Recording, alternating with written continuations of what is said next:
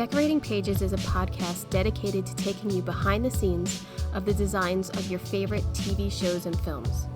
Each episode, I'll be sharing design stories from some of Hollywood's most famous sets, interviews from set decorators, production designers, directors, and actors about creating the look of TV and film, about their design inspirations, and stories that take sets from page to screen.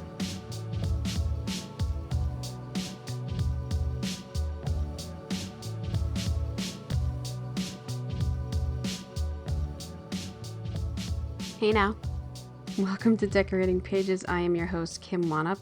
How's it going? Look at this, 2 weeks in a row, I can do this. Yes. Hi, how's it going? Hope you are well.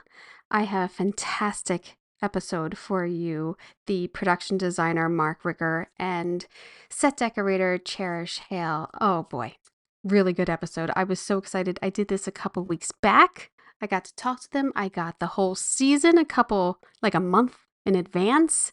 So I've been waiting on this. I saw Capote versus the Swans like a long time ago. I've been waiting for this. I don't know. I prepared for this for a while because I've been waiting to watch this series and to have this interview and then to put out this podcast. I had to wait till Thursday to put it out because the finale was last night.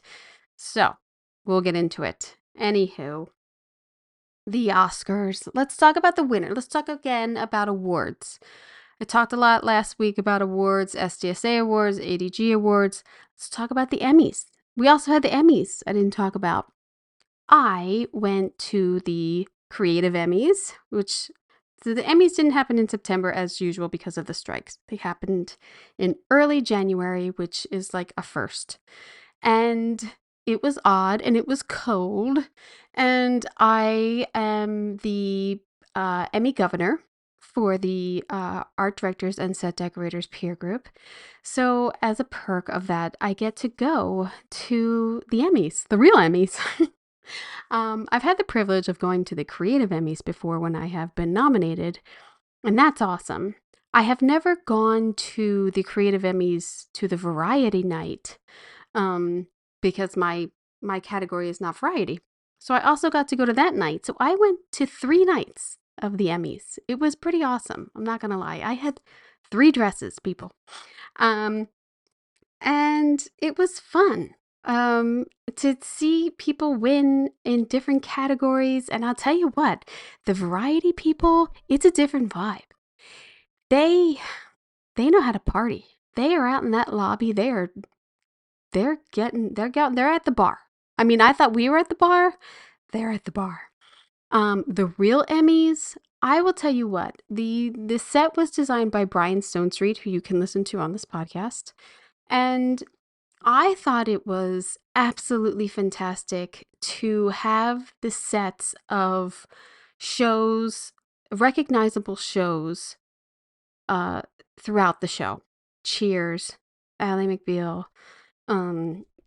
I just thought that it reached people and made people think about shows that they loved and adored and, brought back good memories to people. And, I hope that somehow they continue that because I thought it tugged at some heartstrings and I thought it was a fantastic idea.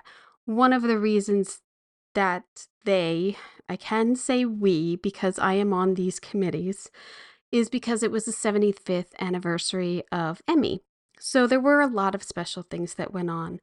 We also created a list of the 75 impactful moments of Emmy, and that list is on the website if anyone wants to check those out. So there were a lot of little special things because of the 75th year. The actual Emmy statue was engraved with a special emblem on it, the 75th on there, which I thought was really special. And so let's talk about the Emmy winners. The Emmy winner for production design for a narrative contemporary went to Wednesday, and that is production designer Mark Scruton and set decorator Robert Hepburn, art director Adrian Curella. You can hear Mark on this podcast. He was a doll to talk to last year. That's a really good show. That was a tough category. I will tell you that. Um, let's see. The next category was production design for a period or fantasy. I thought this was a bit of an upset because the it's a tough one. They're all tough. Daisy Jones, House of Dragons, Perry Mason, Miss Maisel, and Cabinet of Curiosities won. Production designer Tamara Deverell, art director Brandon Gordon, and set decorator Shane View, who you can hear on this podcast. It was like 2 years ago I spoke with him. That is a fabulous series. So that's hard. That's a hard one to beat too. They're all great. The next category was outstanding production design for half hour. Went to Only Murders in the Building. Production designer Patrick Hale. You can hear him and set decorator Rich Murray on this podcast from last year. And art director Jordan Jacobs. Again, that was a hard category. How I Met Your Mother. Schmegadoon. You can hear Jamie McCall in this podcast. What We Do in the Shadows. That you can hear her. The Bear. That was a good one.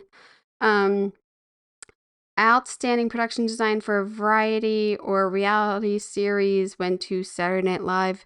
There's 5 people there. Production designer Akira Yoshimura, another production designer Keith Ian Raywood, another production designer Andrea Persiglini. I can't see. I'm horrible. I know. Let me see this. Persiglotti. I know I'm saying it wrong. I'm sorry. Set decorator. They finally got a set decorator on Saturday Night Live. How about that? Danielle Webb. Congratulations, Danielle. How about that? Then next category, outstanding production design for a variety special, went to Apple Music Super Bowl halftime reality show starring Rihanna. Production designer Bruce Rogers, art director Shelley Rogers, art director Lindsay Burleser, art director Maria Garcia, art director Lily Rogers. No set decorator. How odd. But congratulations to all of those Emmy winners. It was awesome to actually go to the real Emmys, and the ball. Oh my God. The governor's ball. The food was fantastic. The music is fantastic. They engraved everyone's statues there at the Emmys. It was really special and really nice. I highly recommend it. I don't know. If anyone ever gets to go, highly recommend it. So let's talk about something recent. The Oscars. The Oscars were this past weekend, and the Oscar winner for production design went to Poor Things. Set decorator Zizuka Mikal, I can't. And production designer, thank God, James Price. And congratulations to them. I was pulling for Barbie. Yeah. But Poor Things, it was so creative. Yeah, well deserved. Very congratulations to all of the nominees there. As a whole of the Oscars, I love, love seeing all of the past winners present to the new winner. I find that so touching. And I'll tell you what, I've decided I can't watch the Oscars with anyone anymore. I basically cry at everything. I cried when Jimmy brought out the staff, brought out the crew. Oh my God, I just called myself staff. Jesus. When he brought out the crew and said, "We will be behind you in your negotiations," I bawled. Because I really hope that's true, Jimmy. I really hope actors and writers. I love that he called out the DGA for buckling. That meant something to me that he said it out loud and he brought people on stage. I felt that. I did. I cry. I cry for the in memoriam. I cry when people win. I don't know. This means something to me. I have watched the Oscars since I can remember. This is what I have wanted to do my whole life. And I'm a dork and it means something to me. That's it. So I cry. That's it. So I can't watch the Oscars with anyone anymore. My husband was a doll and he took the boys out and I got to watch half of it alone and the rest they were good boys and they were quiet. And mommy had red eyes and they were asking me why I was so happy crying and I was like, it's just great. Anyway. So yeah, I thought the Oscars were good. I thought the set was great. I forgot to look up who did the set. Damn. But yes, so congratulations to everyone who won something this past 3 months. I didn't. I didn't win anything. It's cool. All right. But I love talking about people who win. I love talking to people who do great work, and that's why I'm here. Let's talk about what I'm watching. There is a series on Apple called The New Look, and it is about Christian Dior in, what is it, World War II? Yeah, because it's Hitler. And about Coco Chanel. And who knew Coco Chanel was a Nazi sympathizer? I never knew this. And it's a great story. And just how the Nazis and how he designed through the war. And I believe it's production designer Anne Siebel and set decorator Christielle Maisonneuve. I don't know, it's French. So congratulations to them. Wonderful looking series. If you can catch that, it's on Apple. I think they're like 7 episodes in. Love it. I watched a documentary on Netflix called Bombshell about Hedy Lamarr. Oh, Hedy Lamarr. Who knew? First of all, she did like the first sex scene. Well, it was in Germany, and then they brought it over here, and it was like the first sex scene or something. And then she was so smart. She came up with like patents. And then she came up with sonar, and then she came up with like all of these things like with radar and switching channels, and basically like her invention is what cell phones are now, worth like $62 billion or something. It's a crazy story. She is such a trailblazer. Even in like plastic surgery, she was doing stuff like in the 40s and 50s that like they do today. They still do. Like she was the first. It's a great documentary. She was so beautiful. My goodness. That was good. I watched a really good old movie called it's a little slow. It's called Witness for the Prosecution. Okay? It's got Marlena Dietrich in it and Tyrone Power. I think is it? Oh, it's Billy Wilder.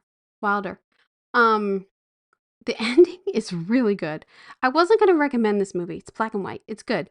But the ending has such a good twist for it for 1957.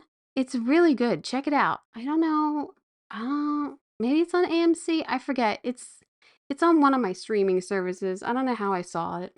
That is production designer Alexander Turner and set decorator Howard Bristol. Heard that name a million times. Howard Bristol had a tremendous career. I watched The Sting, which I feel like I saw when I was little. I don't know why. And then I watched it. It's such a good movie. God, it's so good. Paul Newman is so good. Production designer Henry Bumstead, who is like one of the greats, and set decorators Emile Curry and James Payne. Man, they've had careers. And then I watched the original Wuthering Heights, which that's a downer. Let me just tell you, that's a downer. Who was that art director? Oh, wait, well, this is what I tell you about Wuthering Heights, which I never knew.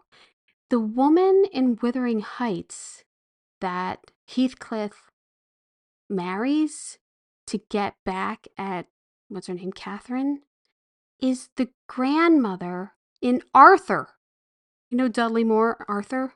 That's the grandmother, and is the grandmother or mother in Easy Money, that old lady.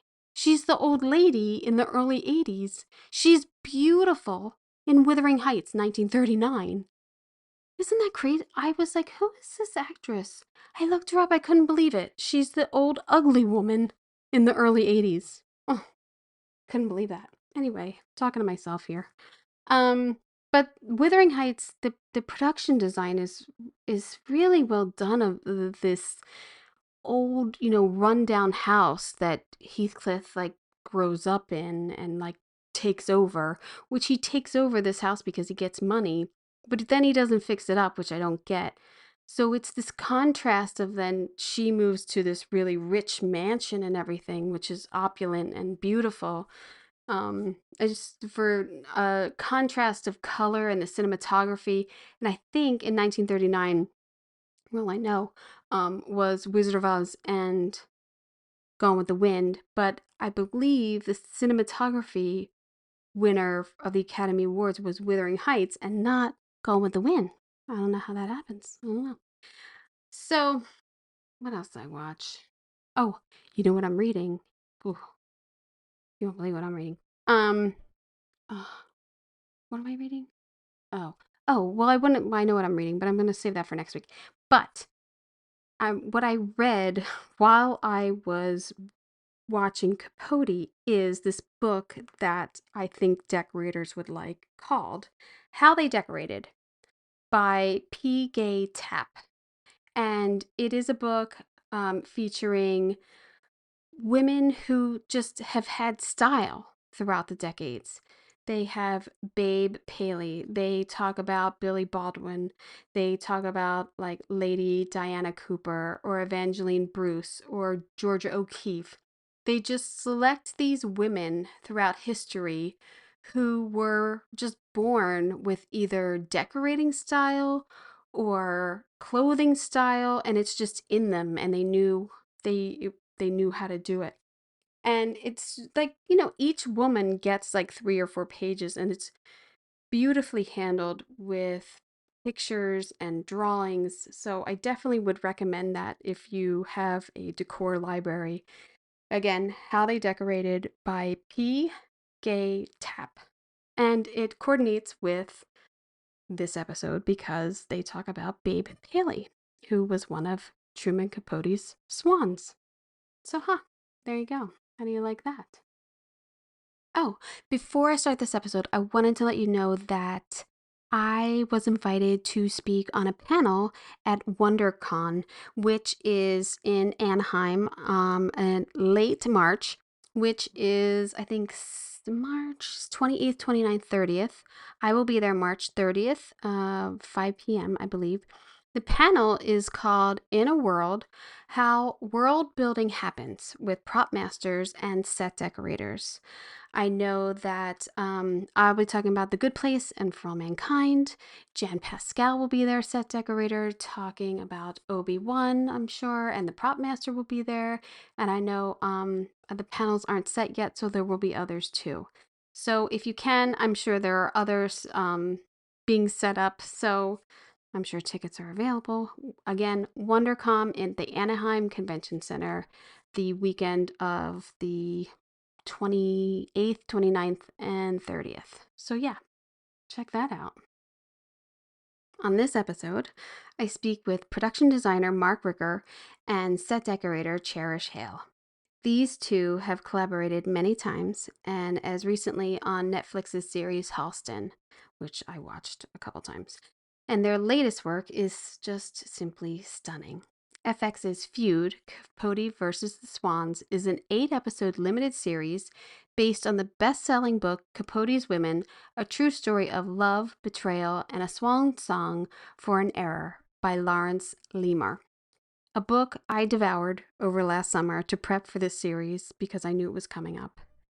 The sets that Mark and Cherish created are lush and glamorous and just enchanting. I am a huge fan of Mark's work. I must have watched Julia and Julia a million times, as I tell him. And Cherish has been a decorator for more than 25 years. I love her work. They are both Emmy, ADG, and SDSA nominees. And a little trivia, Cherish and I went to the same college. Isn't that crazy? It is such a small world. So I hope you enjoy.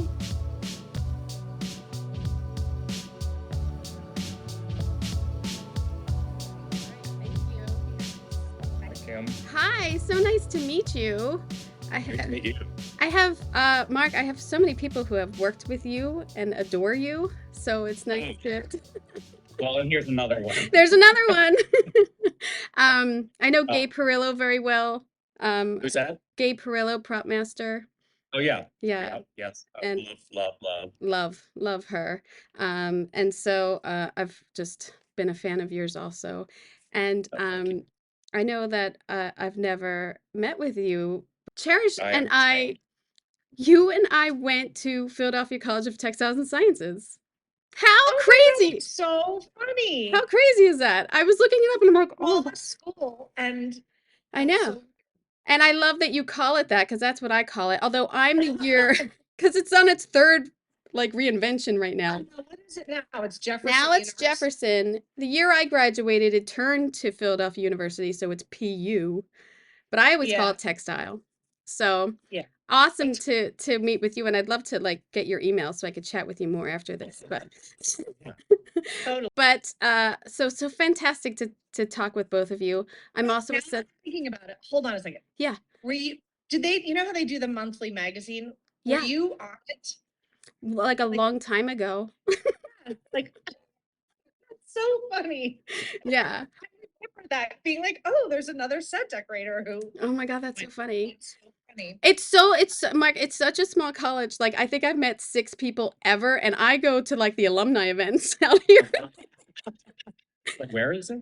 It's in Philly. It's Philly. in Philly, but it was perfect for me. I mean, we'll talk about it later, but yeah, I loved it. I loved it, but I got the hell But out you're of there. from Philly, right? I'm from Philly, South Jersey, yeah. So, yeah, but now I've been here over 20 years, but I'll never say I'm from here. I don't know, I can't.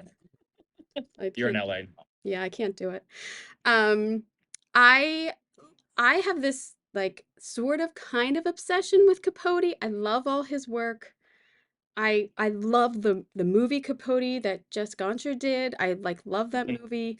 Um, I'm wondering, even though you did Halston before and you're in this sort of Ryan Murphy world, what drew you to this project? Because you can say no, but what drew Oh, you you can guys always say into no. it? Yeah, Well, I'll tell you that I did do, well, we did Halston together. yeah, Cherish and I had previously worked on Escape at Dannemora, and yeah. So three uh, times. And obviously you're three together times. again. So four now. Now we're on four, Nice. right? Nice. Um, Uh, so we did Halston and we had, a great time on that. And then when they called me about Capote, I was going through a period with some personal stuff in my life that my agent said Gus Van Sant, Robbie Bates, who I've known for 30 years, Mm. Truman Capote, and New York, because I needed to be on the East Coast. And I just went, well, that like checks all the boxes. Oh, that's nice. And Robbie, and so I, read the pilot, and it's, the writing is just so great. That the next thing I was doing was chatting with Gus from an airline terminal. I mean, just remember, like, we managed, it was just a phone conversation. Um, because Ryan and his team, they were thrilled with what we did with Halston, and it just made sense, I think, for them to call us again to Yeah. create this world. And Gus was new to the experience of doing television, and the structures that that apply to everything that it is when you're waiting for scripts, and just Yeah. it's different than a feature, obviously. And so I think that, they just wanted us to create the world. They just trusted us to create the world that then, Gus could direct in. So that's how it was presented to me. Yeah. And, then I brought Cherish back on board. And then she brought a whole, army of decorators with her, because that's what it required, Yeah. It's as you can imagine. I can imagine. I've done Ryan Murphy. I did impeachment and I saw that. Uh-huh. would dive in again if needed, but it's a different standard as I feel. Like I feel like every hour it's a movie. You're creating a movie Mhm. every hour. So, and I like that. I like that especially in the Ryan Murphy world, there is so much love and attention given to the sets, given to the costumes and everything, and it feels appreciated. And it's hard, but I really like that they like that. They give time to that. They So require it. yeah, yeah, yeah, yeah, Yeah, no, it absolutely. is hard, and you're dealing with schedule and you're dealing with budgets, as everybody who works in this business knows. Yeah, But there's always a little bit of a, an underline of knowing that they want it done. Ryan's going to want it done yeah, right. So yeah. There's no you holding just, back. Yeah. no. Do you Did you both find it a more challenging thing? I'm sure you had this on Halston too, though, with decorating or trying to reproduce decorated pieces, like the Billy Baldwin decorator and I mean, everything with Babe's apartment and everything like that, these styles that were established. Did you find it sort of intimidating of like, oh, we have to reproduce this or anything to that sense? I don't know if it was intimidating, but there was a specificity that I feel like I just would, if there was ever a conversation, and they where it's like, can we fudge this or can we do? I mean, I'm just thinking particularly on Halston. Once we got around to having to recreate the Paul Rudolph townhouse, Mm, uh, there it was tricky, and also Versailles, which is less, but iconic yeah, interiors yeah, from Halston yeah, and from when you're talking about Parrish Hadley and Billy yeah, Baldwin, and with both projects, for me, and I would assume for you as well, it's like we talk about this all the time, that we just know that there's going to be an audience for this show, a specific audience that is going to know what these places are, yeah, and you want to get them right. So it's a challenge, but that's the job. yeah, I also think that in some ways it's easier, and in some ways it's more challenging because you sort of have a roadmap and Mm. you're not you know coming up with these ideas. You sort of look at the research and you say, how can we execute this as close as we can? And then it also presents yeah, some difficulties in trying to do that, yeah, especially in the budgetary department. Obviously they had an endless amount of funds, so us trying to do that yeah. on a budget that becomes really complicated. I think this to me the standout room in the whole show is the drapery room. That draperied Yeah. office is so It's a great fantastic. It's so great, and I don't know why we don't do that more. And I don't know. I just think Dust. dust. yeah, well, yeah, dust, yeah. Dust. 'Cause then I was like, look, when you hang the pictures, you don't see the wire, you don't see the wall. Like, how great is it? It's And like you have to figure all floating. that out. Yeah. I Um, mean, we've now done it twice because with Halston, he did the oh, same the with the drapery with wall. the canopy, the sense of it wasn't Billy Baldwin, it was Dongia, but and so that was our dress rehearsal for this one because we knew Right. how to print. I mean, we recreated the actual.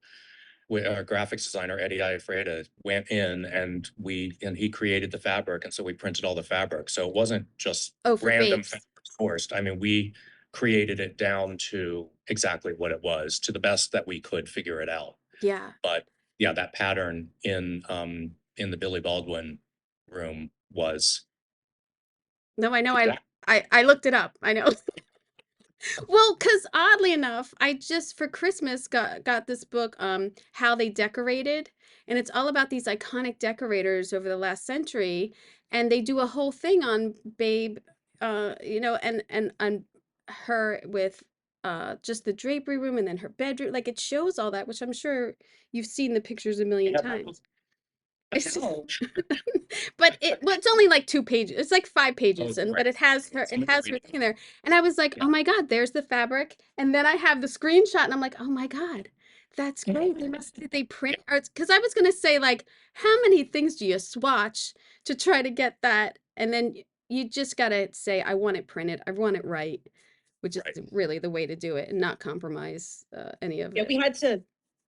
we had to do it kind of twice because the fabric that we used, which is, it's something that we learned is just kind of a cheap polyester fabric, but it drapes really well because Yeah. it doesn't wrinkle and it's got movement and stuff. So it's, Yeah, it you can't know, be heavy because then it won't fold. Right. Yeah. no, and it just doesn't, you know, other fabrics don't really, you can print on a million different things, but then we had to upholster the couch. So we had to run tests on several different kinds of fabric Mm-hmm. so that we could upholster the couch in something heavier, you know, because the the fabric that's on the wall would never hold up Right. on the On the couch. couch.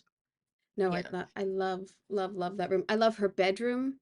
So you had the builds. So you built Babes, you built Capote's apartment Mhm. and the restaurant. Yeah. And then did you build any of the other women's or were those No, those were the nice? 3 base sets that we had standing the whole time, and, as Cherish was just saying, because we watched episode 5 last night again. I mean, Cherish hasn't even seen the whole show, so she's Oh no. seeing it in real time, Yeah. but it's nice that we returned to those 3 sets so much for the amount of work that went into them, Oh yeah. uh, Oh yeah. and they hold up, Yeah. I don't think you ever get bored in them, uh, so yeah, but those were our 3, uh, do we build anything? I mean, there were The cabinet. yeah, the TV shows and the plane was a Plane thing. was basically builds. Yeah, a rebuild of a build of Yeah. we were presenting a mess and we had to make it beautiful. Putting lipstick on a pig. That one. Most airplane rentals are. Was it a rental that you had to Yeah. rebuild? Yeah. Yeah. Yeah. It was just basically falling apart. Yeah. Everything had to be done. They were very happy when we were done because we Oh, presented. I'm sure. Yes. Left them Yeah. But with a then gorgeous plane. don't you feel like we all keep redoing those and then you get them every time and you're like, what's this shit? Like, what is this? Yeah, exactly. Who rented this before me? Yeah, airplane rentals are gold mine. Then we built those 3 sets, and then one of the key, I think one of the ways that we were able to get through the show, I don't know how we would have done it another way, but when I first started scouting out on Long Island for these mansions in Oyster Bay and Sands Point and whatnot, went back to a house that I had seen for Halston to be David Mahoney, his boss, his house. Mhm. But it wasn't right for that house.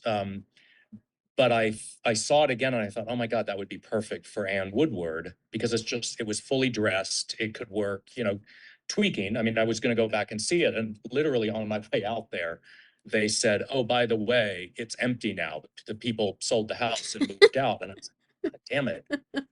But then I got there and it was empty, but an organization had bought it and they were about to begin gut renovating it and turning it into some sort of polo club. They had only done 1 bedroom, but everything else was still intact and just presented itself to us. It was just a great old mansion with this series of like enfilade that just where all of the rooms were connected. And I was thinking in terms of New York apartments that had that sense of walking from one chamber into the next and a Right. bathroom into a bedroom and I saw what they had done with 1 bedroom and I suddenly had this realization. It's like, oh my God, if we could get in here if we could like figure out their renovation schedule, slip in where we wouldn't have to then restore it back to perfection because they were going to gut everything anyway. And that's exactly what we did. And we just kept going back to that mansion. Oh, that's great. It was Ann Woodward's house. The kitchen was CC Guest's kitchen. Hmm. The Happy Rockefeller's bedroom, we turned into Slim Keith's dining room. Um, It was Ann Olympia's Woodward's bedroom also was in that house. yes, her bedroom with like the giant living room with her entire suite with Oh yeah. the French paneled rooms. And the exterior by the pool. The stables were at that house. The pool Ooh, it was had the everything. and we Yeah. just kept and we shot the same rooms. The bedroom that Lee Ratswell was decorating when she was hired as a decorator was Ann Woodward's bedroom that we just, and half of Ann was all done in black and white. So it allowed us, and as new directors came in, when Max and Jennifer came in, I was able to just walk them through and say, well, this is what we saw. So we knew exactly how we'd seen it. And we just kept going back to that house. So that was I think, our second stage. I mean, we Yeah. treated it as such. Even Just- the 1930s hotel when with Jessica Lange as a young mother and the young Truman, that was the same suite. Billy Okay. Woodward's bedroom from the first episode in black and white became their Oh, that was hotel good. room in Alabama. I mean, we just kept, it was a gold mine for us. Oh, that's fantastic. That's like, Even the bathroom where, not to reveal too much, but the bathroom where Anne shot Billy, yeah. that was his name, right? Billy, um, we wallpapered it because we knew again how we had seen it, but that became Babe's apartment bathroom Well, when I didn't piece called it. any of that together. So We fantastic. just put it all inside and out. So, it was just being able to embrace what was there for us. Well, And how was it that schedule for you? yeah. We found one big place to shoot everything. You just have to turn it over 30 times. How was that? It would have been the same if we had, it would have Yeah. actually been more challenging if it was all over the place. I mean, the Yeah. good thing is that everybody was really familiar with that place, so we Right. had like a shorthand in how to explain it. Plus when everybody knows where to park and Right. Oh, yeah. The logistics of it all. Yeah. We're going back. Right. it all becomes so much easier, and we could just didn't have to be there and explain like what was happening. Right. And it just No, it works out. again, it became like being on a stage, Yeah. and no matter where we went, it was a complete overhaul. So Right. it could have been anywhere, you know what I mean? It would have been a complete overhaul anyway. So I think with something like this, I mean, I just assumed somewhere along the way there would be a location where you would walk in and at least there would be 50% of what you're looking for, but No. it was not the case. On this show, there was not a single place. no, we didn't. There was no location that we went into that we used. Because of the Any- period, because of well, it's such an ultra rich society that you're tapping into. And sort Yeah. of like the 20th century Gilded Age and all of these New York Mhm. apartments and everything. I would think something would still be there, but no, not a. Well, it could have been, but again, Yeah, they once don't you're give getting in. scripts, Yeah. you're just you're on the schedule Yeah. of how fast can we do this? And I would, I mean, I remember getting episode 6 and I happened to be in the mansion again because we were shooting. And as I'm reading it for the first time, thinking, oh, well, we could just do that, right? I mean, and as I was reading the script for the first time, I was walking back through the house, imagining, oh, this could be this and that could be that. Well, And it was almost, I mean, when I went to Gus and the team and just said, I think we should go back to the mansion. I mean, that was, it was a little bit of laughter, but it's what made sense to no, it's do. beautiful. Why not take advantage of it? Yeah, it's like we know it saves time. I don't have to go out and scout for things. Like here it is. Yeah. What was your prep? Was it long? Did you? Lord, I I'd don't have think to. it was that long. It was No. not that long. I mean, Marcy Mudd, who was my art director, came on. She came on early in order to figure out the calendars. I mean, we were given dates and we backed, what will it take to hit Yeah. Lacote Basque by this date? So we worked, uh, Marcy and our construction coordinator, we figured out and drawings and all of that. So for those 3 sets, but I honestly can't remember. It might have been like 9 or 10 weeks. I was It gonna was, say, I think it was only like 10 weeks. I Yeah. remember That's thinking I should have started Yeah. sooner. Which is always the case, but really on this one. yeah. Yeah. I find that I keep running into lately, oh, but we're gonna be out like the first week or so. So you'll have time on the stage. And it's like, no, Yeah. I won't. I'm gonna be on location dressing. Like, how does that doesn't give me time. Yeah. That hurts Yeah. me. We did start on I mean, did we start in the mansion while we were still finessing the sets? We didn't start on those I can't sets. remember. It's all a blur. Yeah, I know it gets to be a blur. It's like, You block it out. I know. yeah, exactly. Was Capote's apartment modeled after his apartment, or was that a design that you came up with for shooting? No, it was, I mean, I leaned into it as is the case when I do projects about real people who existed. I mean, you always just go to the research and I found the ground plans for the Paley's apartment and Truman's, obviously. And I mean, Truman's was so great. I mean, we adapted it a little bit to make it uh more interesting, but pretty much that apartment is it was his apartment. I mean, the major thing, I mean, we eliminated a bedroom that we didn't need, but the rest of it was the exact footprint. We might have made it a little bit bigger, and then I just added the pass through in the kitchen just to open that up a little bit more for, Right. just so that we would be more photographable. But we literally went to his unit, his apartment, Oh, this wow. the lovely woman who lived there, in order to shoot the backing. Oh, So wow. it's always this moment where you stare at these photos for so long, and then you're standing in the space, and his bathroom had not been renovated at all. It was the exact all the Oh, wow. fixtures and the tile, and it was, I mean, we were holding up, Marcy and I were standing there holding up a photograph and saying, here's the grain, here's the marbling and the tile that I wonder we were if just she spotting watched it. the show. Oh, probably. I hope I don't so. know. It would Should be find out. interesting to She see. was lovely. Oh, She was nice. lovely. And but to me, what was striking too was the mirror wall that just Yeah. reflected that view that he had and everything. And We had a big conversation about that because there it was. I mean, we stared at the photos and we were in the set, and I don't know if it was when had we built it. I mean, we must have committed to it before, but we talked to Jason McCormick, our DP, and because it was low ceilings. I mean, you couldn't hide lights right, anywhere. right. It's all Um, practicals now. but he just said, let's do it. Like, he recognized the worth in that, and we committed to it. I mean, they gimbaled Mm. just a little bit, but I don't think that they didn't have to do it that much. They were able to shoot it, and it gave so much life to that Oh, I loved it. apartment. But there's Love that. there's there's some shots though where it's like it's dead on. And I'm like, Mhm. how did they do this? Like I get him so amazed even now. Like, yeah, I mean, I'm in this, but I still get amazed of like, how did they do that? Like they're shooting dead on into this. They got his reflection. It was just beautiful. And reflection There were, of all his Tiffany lights and yeah. all of that was so gorgeous. I think there was a period where even in looking at photographs where I had to realize, oh, this is all mirrored, just Yeah. when the same thing with Halston. That was Yeah. looking at photographs of Olympic Tower for Halston was like staring into a kaleidoscope. It was difficult to figure out sometimes where the mirrors were, but they were able to shoot it. I mean, a few times I think they had to go in with visual effects and take out the camera, but not that much. Not that much.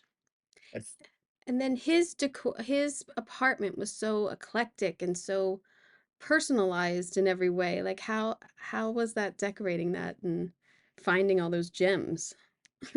It was fun. It was like a treasure hunt, Yeah.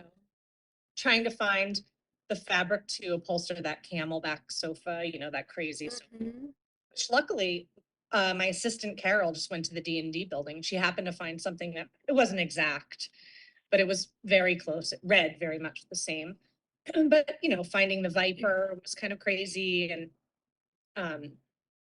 yeah, it just,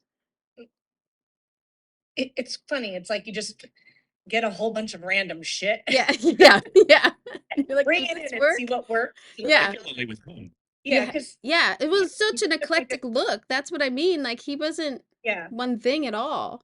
From the bedroom to the even the living room is different in the style and yeah. yeah. I mean, it just sort of, it really was like just go into the shop. Yeah. We hunted for specific items like all the paperweights and all those cool shiny lamps and things like that. We really hunted for those things, but for the other stuff, we sort of were like, well, will this work? And we just kind of like went and grabbed stuff and tried it out. And Well, and it's funny, to that point, you remember when you had found that Chinese cabinet yeah, and then showed up and it was about a third of the size of what we Yeah. thought. I do that all the time. So then you had to find another one. But the one that showed up, I just suddenly said, well, why don't we just put it here? And it became the bar in that little Uh, pass-through area by the refrigerator.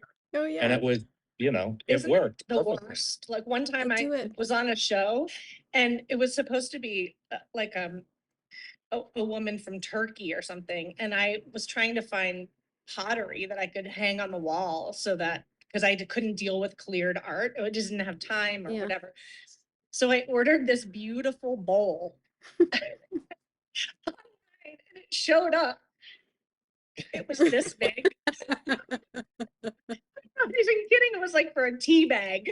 Oh my gosh. This big. It came to my desk in a box. I was like, what is that? Yeah, I'm with you. It happens to me more than I'd like to admit. I know, late night online Yep. shopping. You're like, oh, eBay. what is that? I was like, God, it's so affordable. No wonder why. Yeah. Yeah, I'm with you. It's I don't know. but sometimes like, then it works somewhere else. Or like I'm sure you put it on her desk and like put a tea bag in it. It's not just a process too. I remember one day, I mean, I've been staring at these photographs forever. And then one day I just looked and went, wait, there's something on the wall there, and realized this isn't just paint. And it was just a sense of the grass paper. Right. And that just brought it to life too, to just have that texture and that luminescence in the paper that we ended up picking. Was that the red? Like that red? Was that grass? Was that? No, that was paint, but in the main room. Like in the living room by the front door, sort of. Yeah, all through Yeah. in the mirrored room. Yeah. Beautiful. For episode 3 with the black and white ball, how was that? And also working with Zach Posen, was there things like that affected the set because of the outfits or anything like that? Coordinating with wardrobe or I mean, No, it was I black mean, and white too. I mean, you got to consider that when you're shooting It's it. black and white and black and white. Yeah.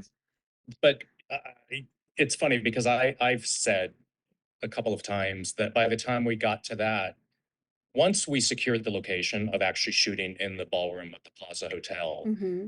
it was almost like a break for us because it was all about the costume. You know, we had the locations and the costumes were going to be the costumes, and they were brilliant.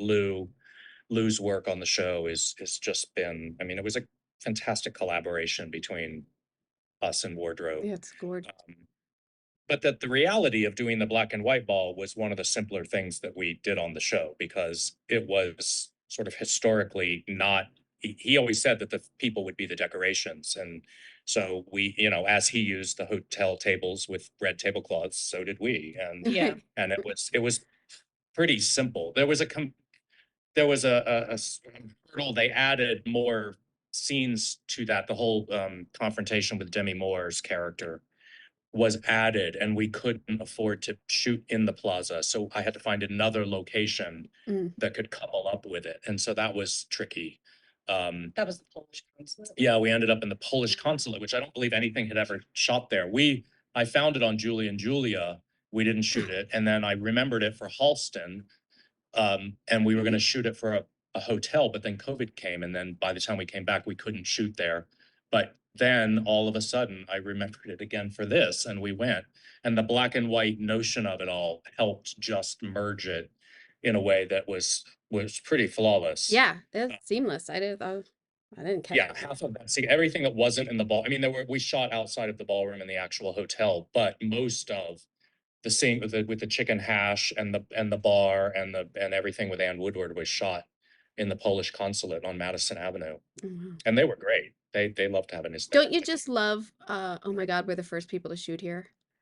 Don't you just love that? Like, oh, no one's, I haven't seen this 30 times somewhere else. This is so nice. Like, And it was so great because we were 1966 for the hotel.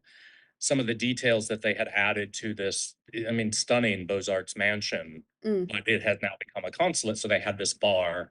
It all just worked, things that a bit of a mishmash, but it was the plaza in the 60s, and it was perfect for us. was that the bar with when his mom shows up? No, that's the bar at the house. That was the bar in LA at Joanne Carson's house. There were just, I mean, we did have rolling bars that we used from the hotel that were just around in the vestibules outside of but there was a more formal bar. I think that was when somebody comes up to Truman and says, we have interlopers, and he goes out to find Demi there by the staircase. It's such and I knew that this miniseries or limited series was happening. So I read the book like last summer. I Mhm. love the book. The book to me Leonard. was fascinating. Yeah, Capote's Women. Such a good uh, read. And so like, God, you were such a prick to these women who weren't nice people anyway, but you were so mean to them. And then like the Radswell fight with him and like which they kind of I mean, obviously you guys get into it, but God, it's such a great story on its own. I do love in this series how they suppose what happened to answered prayers and like the whole theory of him actually, mhm. finishing and burning it and that whole process with like his mom and like there's a lot going on. A lot going on There is a lot archaeological. going on. I mean, again, you've seen the whole series, and this will air after it's done. But Yeah. the last couple of episodes when it just gets into those fever dreams, and there's death, and Yeah. yeah, answered prayers. And I think when I first read the final episode, I was like, what is happening? Yeah. Yeah. Yeah. What do we need to do? But it became fun because then when we got to that point, again, it was that location that we used for Silver Hill for the rehab. That was something that I had found and was trying to push to be the Palm Beach location Right. for for CC's Thanksgiving before we ended up in the perfect Vanderbilt mansion where we shot that. But it was another one where we did a couple of things. But they had this fantastic octagonal room that we pitched for to be Lee Ratswell's place, and we had I mean she had so many different kinds of looks in the research, but one of them was this very dramatic red room. And I just at the last minute I remember just walking down to your office with the book and saying, should we Well, it's do funny because this? we almost did that when we were gonna shoot that in the dining room. We almost went with, I Right. think Henry was there. Right. We were, but you were like, let's just keep the wallpaper because we never really saw it. Oh, So right, we right, ended up, right. because we were gonna go with the red thing, but I'm glad we waited and did it.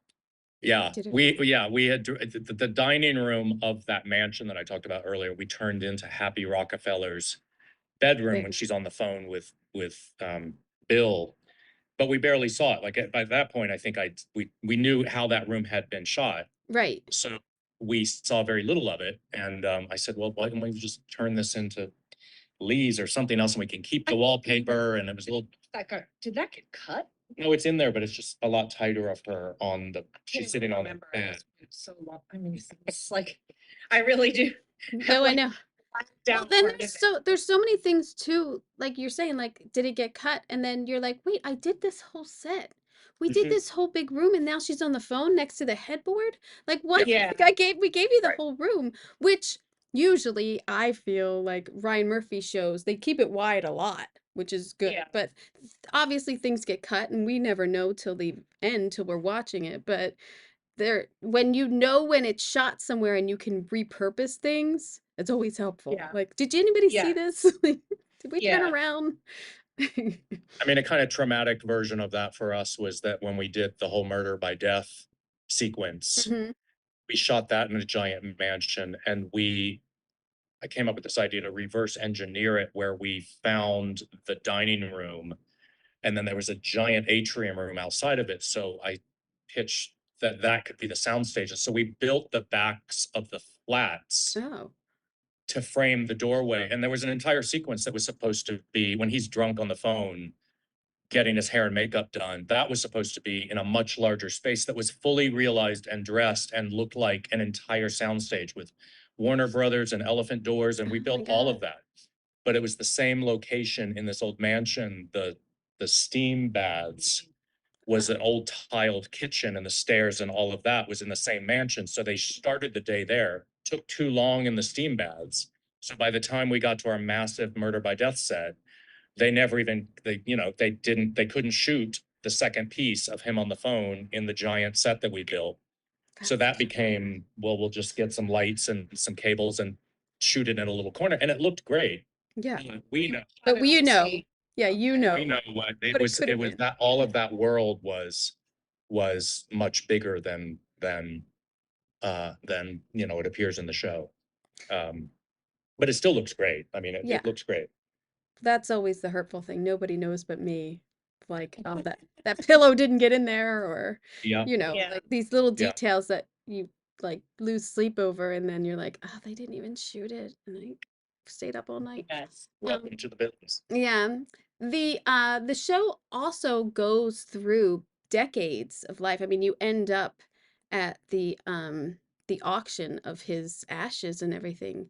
And so as you work through these decades, did you try which is kind of ridiculous in a sense because no one style doesn't change in everybody's houses like with every year. But Right. in controlling that through the periods, did you have fun with that? Did you like changing the things here and there, going to the 70s? I mean, the Studio 54 and all the, from the We had to do that in the Paley apartment too. yeah. Just to show, you know, time changing. We changed certain elements. We swapped chairs, changed pillows, changed lamps to try to make it look at least like they had, there had been time that had passed. But yeah, as in doing any of those things, it's fun to sort of move out of a certain era and think Yeah. about something else for a minute, Yeah. Yeah, the flash, I mean, the stuff in the first episode that goes back to the 50s was Yeah. definitely, I mean, doing Bill's office at CBS and Yeah, that was fun. and the location for Jamaica was a beautiful Oh yeah. location that again, I read the script and it's like, where am I going to do? I mean, these iconic Slim Aaron photographed, I mean, Round Hill, Jamaica, that Yeah. it's, photos of Babe and Truman in this place. And it was the first easiest location I found was the White Plains, New York Women's Club. It was just amazing. And then there was a conversation and a push to say, well, we have to shoot this in LA because why would we, we'll just go to LA. We have to go there anyway for Joanne Carson.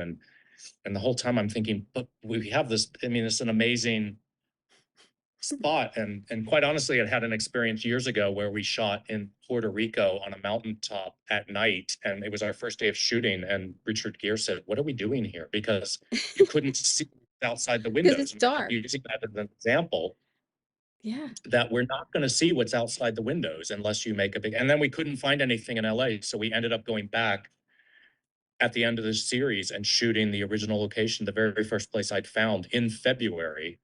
And the pool, again, we said this earlier, but the pool that is in Jamaica was the pool that was at the mansion out in Oyster Bay. Oh, So it was freezing and there were no leaves on the trees, but it was dark. And we just put some banana palms in the foreground and got the pool lit. And it was, it looks gorgeous. the whole thing looks gorgeous. It was doing that set in the 50s. I mean, it was a classic, beautiful. It was gorgeous. I mean, that was one of my favorite sets. It just worked out so well. I'm really surprised like how much you're saying of the repurposing that you had to do because you can't tell it all. Like, I mean, like you sit there and you watch TV sometimes and you're like, oh, look at that, or like, oh yeah, I see that, or you can't. It's flawless, really. I mean, all of these sets are so like perfectly individual that you can't tell anything. That's fantastic. Thank you. Thank you very much. Oh yeah. I have to keep track of what you've seen and how it was photographed, but we knew. I mean, we sort of knew. It's like, all right, we only saw this, Yeah. so let's just do it again. We've become the masters of repurposing because we did it on Halston too. We used like some of the furniture so many times. We just have slip covers made for it and use it. Wow, you guys must be good on budget. I don't know. I'm like, new set. No, no, I'm not. Not at all. And you also, it seems daunting at the beginning, again, because you don't know the scripts and then they start coming in, but it's like doing commercials when you just do them back to back. You just get into this zone. I know that set list comes out all of a sudden and you're like, wait, what? Yeah. Do they know it's only an hour? It's only an hour, right? It's only an hour? How can they fit all this into an hour? Yeah. I mean, it's like there's so many sets that they just keep popping into my head. I mean, when you think about the department store. Oh my God, that glove counter when she goes, it's so sad when she goes in for that glove counter and that chick is like kind of mean to her. It's so sad. It was a completely empty, it was a, God, what was that place? It was the original Brooks Brothers. Brooks Brothers. Oh wow. escalators, the wood escalators that Yeah. went up and down. And, I kept just trying to get Gus and Jason to say, all right, how can we, here's the best option. How can we shoot this so that we can afford to do it? And at the end of the day, you guys We just did the whole we thing. And it dressed the was, whole floor of the store. Oh, It that it was hurts. empty. There was not a single it thing was, in yeah, it. Oh, Completely empty. department No, stores are the worst. no store fixtures, no anything. it Oh, was, no. it was beautiful. Yeah. We had an illustrator on Halston who did all of the Joe Eula illustrations Ooh, that we commissioned on that. And I remembered her work. And one day I just thought of Anita again. And I went to her Instagram because because she did fashion illustration to a degree. So we just went back to her and we got a lot of her stuff. I don't know if it's as evident in the show, but we just had beautiful watercolors that we blew up to be We sort of put them around to hide shelving so that we could reduce the amount of shelves that we had to yeah. stop dressing on.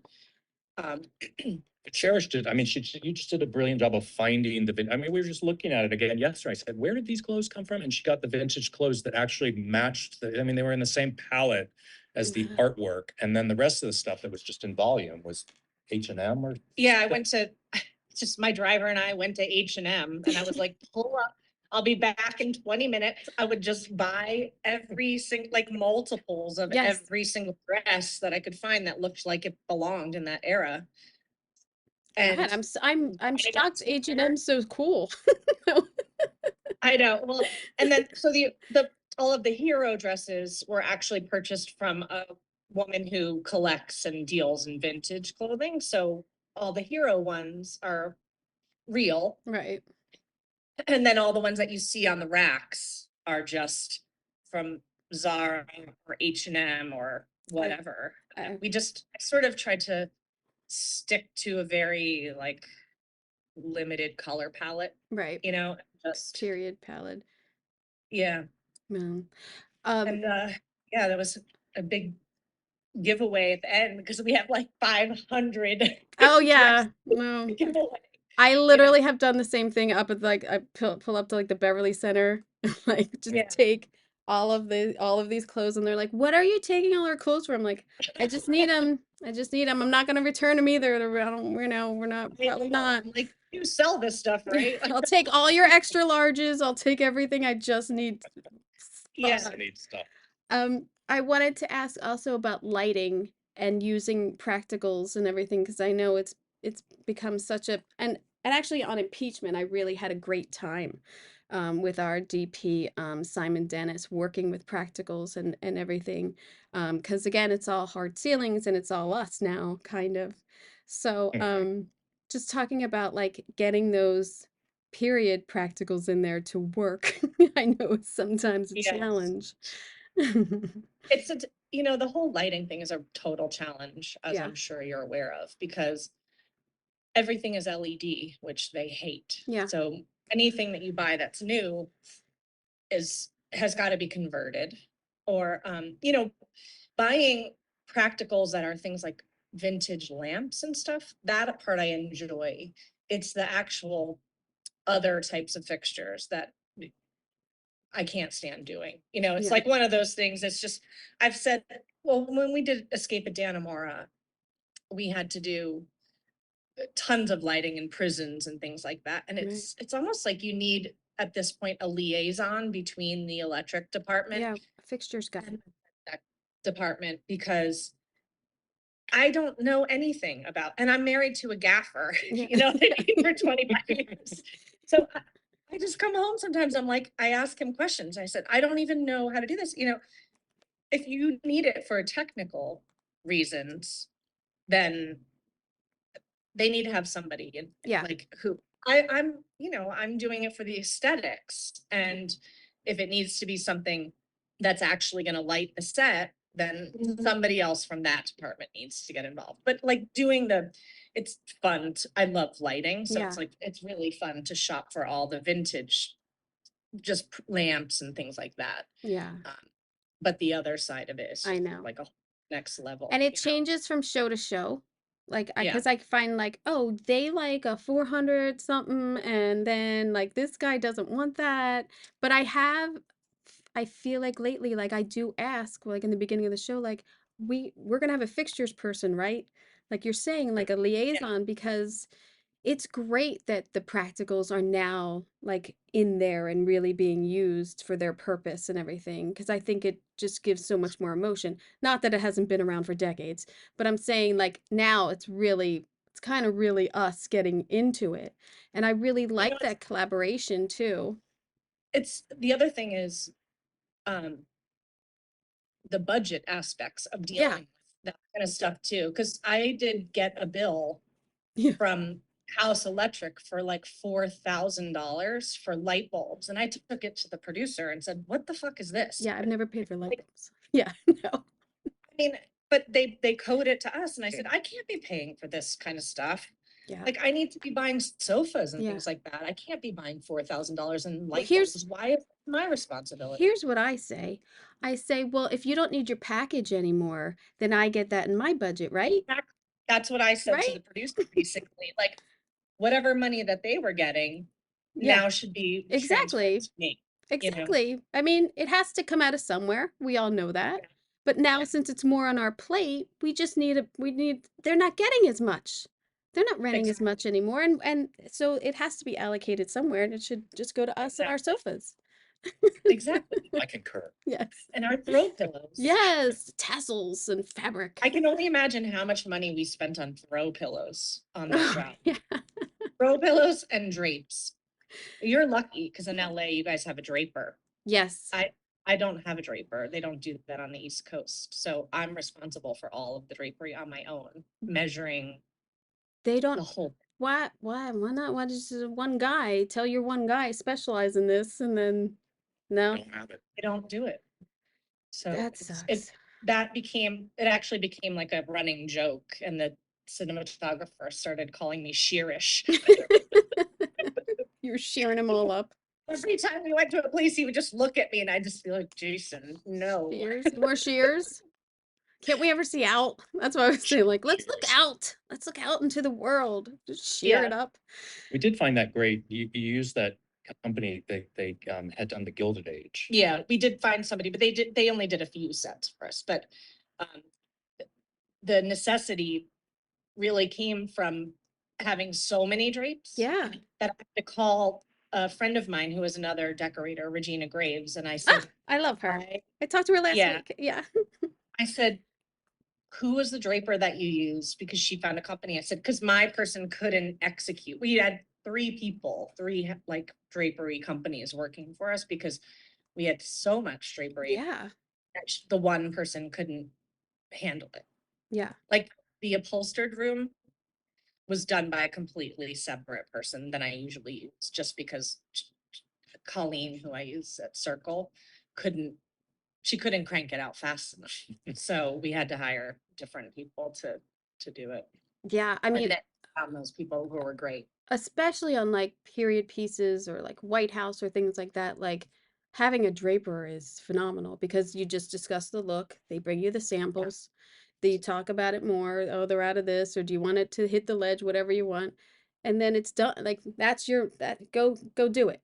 You're done. They were exquisite. They did Slim Keith's bedroom, which was this giant room that needed, I mean, the whole canopy around the bed and all Yeah. of the drapes Oh yeah. by the balances and all. They were just stunning when they came Yeah. in, and they were just, this They is what they do. they also did the red room drapery too. Oh yeah, that was beautiful. Yeah. Oh no. Beautiful. Oh wow. Um, But like it all comes, it all came from me, oh yeah. not Yeah. do my own horn, but like it all No, I it's still designed on your it all. plate. It's not Yeah. like, yeah. It's they don't show up with fabrics or anything. They just come and say they'll take some measurements and do it. But they only did it for a couple of locations.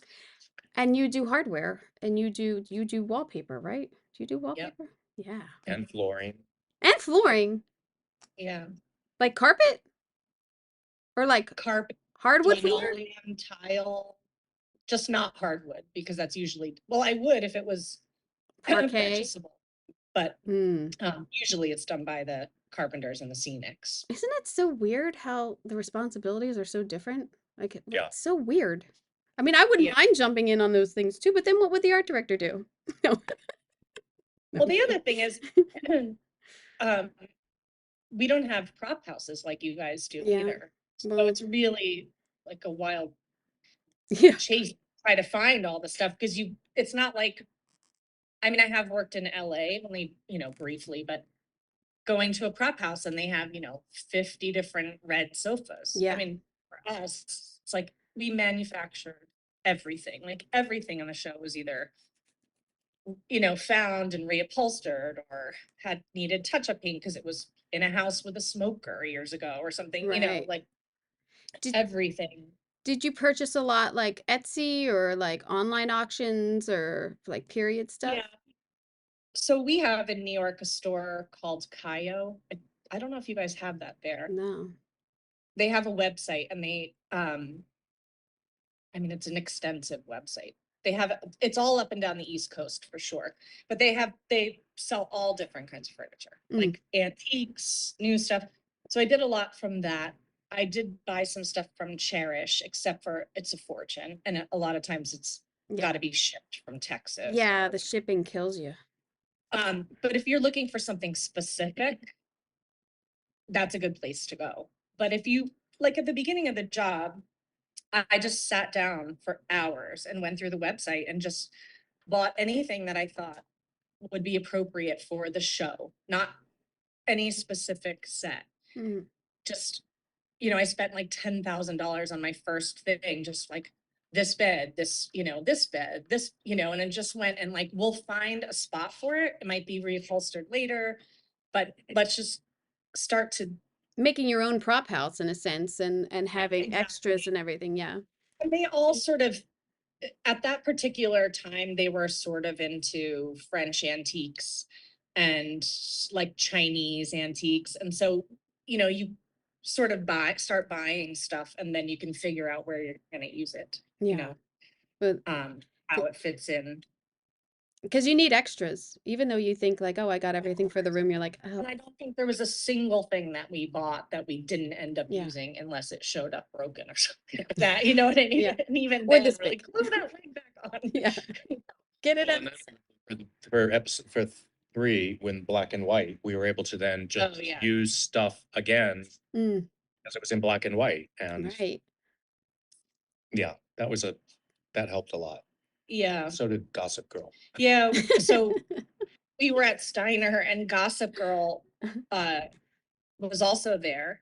And they were trying to get rid of all their stuff because they didn't know if they were ever going to come back. And the lead man on that show was my former lead man. Oh, fun. And so he called me and he said, "Do you want to come over?" And oddly enough, there was like some stuff from Halston because he was my lead man on Halston. Like he had just, how they just acquire stuff from other shows. I'm looking around, I'm like, wait, that was already mine once. Right. Right. But I love Tom and he was so gracious and just let us go through the shop. And we we had like 3 or 4 trucks worth of stuff that came. Oh, that's from them. great. Even have to pay for. And a lot of that unloaded into CC Guest Mansion, which again Totally, was yeah. for the IRS raid, was an empty, now it's a school. That was actually her real, she lived there in the Templeton, the mansion that we shot in. Oh my gosh. But it's now like, a wedding venue. It's not a home. So we had to fill it. Oh my God. A lot of Gossip Girl ended up there. That's always 'Cause it was great though black and white. to get things off of another show because the repurposes are so much like waste or like, Yeah. we usually end up donating and everything, but it's so nice to like repurpose like Oh, we did that at the end of our show. We just had any other Ryan Murphy production just came over, Ah, like have at it, that so, must have been a good one. yeah. That must have been a bring your truck haul, like good stuff. I know. We had a lot of nice stuff. Yeah. For sure. That was another good example of, again, that room, the leopard and pink room that we did for Oh, yeah. DC. There's scenes in episode 3, but we just never knew when we were gonna go. Like, is CC's world gonna expand? Are we gonna come back here Right. in a color episode? So we did it. I mean, some we tried to make it so that if we came back in color, it worked as well. And that room, which was one of my favorites on the show, just was cut again. But it's too bad. Yeah. It was great. No, it was a really, I have some photo of it and it's just of like somebody just sitting on it was so pretty. It was a Aw. really nice looking room. And Well, it's all really gorgeous. I mean, even though you're saying we missed some stuff, which is a bummer, it's a gorgeous show. I mean, top to bottom, it's just so fun to it's so lush to watch. Even like when he's drunk and being weird, like even like just looking behind him on the wall and seeing those like paintings and the red wall and like everything is just he's it's just fantastic. I loved it. I really would watch it again. I've watched Halston twice. I think that is a phenomenal series. And I must say, I have watched Julie and Julia probably 50 times. Really? I only watch the Meryl Streep parts. I have because I just want to believe that her and Stanley Tucci are like together somewhere, like Yeah. being cool. Yeah. I don't know. I love that film. But thank you guys so much. Oh, But right. so fantastic to get to kind of meet you and just admire your work. I really admire it. So thank you so much for doing this. So much. This was a lot of fun. It was Yeah. great. Yeah. So great to meet you. Great to meet you guys. Hopefully someday in person. Absolutely. But yeah, we'll see you soon. And this will come out. I am so thankful that I got to speak to them.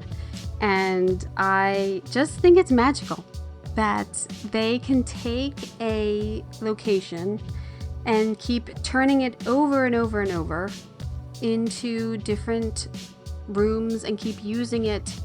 And we're magicians. And the weird thing is, I do it too, but to hear and to watch something and see it and then hear them talk about the transformation, it's awesome. We're magicians. But I love it as a viewer, and then being told about it, I just love, I don't know, I love it. I love the process that we all go through and hearing about all this. I'm such a dork. But I am so thankful that I got to talk to them, and man, what a beautiful series to be a part of. Just the glamour of it, and Capote. I mean, I don't know. I'm just in on it all. I hope you've watched it, and just I hope you're in too. So yeah. So let's talk about the next couple weeks. I have a couple of the film studies coming up.